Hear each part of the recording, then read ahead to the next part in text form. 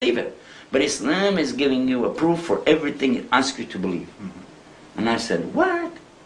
You mean you can prove there's God? He said, yes, absolutely. I said, scientifically, with evidence, testable evidence? He said, yes. I said, okay, how am I going to do this? Step by step by step, 3 months of investigating Islam very close, I began to think that, well, maybe I need to look at this more serious. And what's interesting is I had along with me a Catholic, a Catholic priest.